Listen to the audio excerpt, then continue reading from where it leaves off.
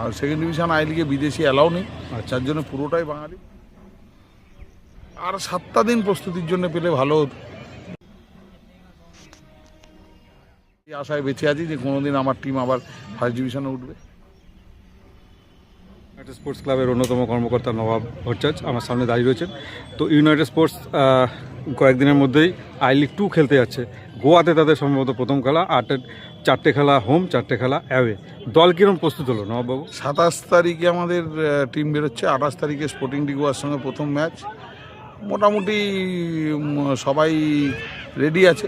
এরপরে কতটা ম্যাচে ডেলিভার করবে, কারণ আমাদের কোচ যে লালকমল ভৌমিক, সে দলকে নিয়ে যথেষ্ট খাটাখাটনি করেছে এবং একটা শেপে এনেছে। আর 7টা দিন প্রস্তুতির জন্য পেলে ভালো হতো। তো এই মুহূর্তে যা আছে, যেটুকুনি আছে, আমি খুব আশাবাদী যে দল ভালো খেলবে, ভালো রেজাল্ট করবে। আর সেকেন্ড ডিভিশন আই লিগে বিদেশি অ্যালাউ নেই, যার জন্য পুরোটাই বাঙালি। বাঙালিদের মধ্যে আমরা সময় সোম বলে স্ট্রাইকারটাকে নিয়েছি, যে আমাদের বাংলার হয়ে খেলেছে। আমরা ম্যাক্সিমাম অনেক বাঙালি ছেলে আছে, বাইরের থেকেও বেশ কিছু ভালো ছেলে যোগদান করেছে। আর আমাদের তো নিজস্ব একটা প্লেয়ার থাকেই, নিজস্ব একটা টিম থাকেই, যারা সারা বছর আমাদের হয়ে খেলে, তারাও আছে। সব মিলিয়ে আমার ধারণা যে আমাদের তো টিম বন্ডিংটা ভালো হয়েছে। কতটা আশাবাদী? আমি তো এই আশায় বাঁচেছে আশা, আমি তো সেই আশায় বেঁচে আছি যে কোনোদিন আমার টিম আবার ফার্স্ট ডিভিশনে উঠবে।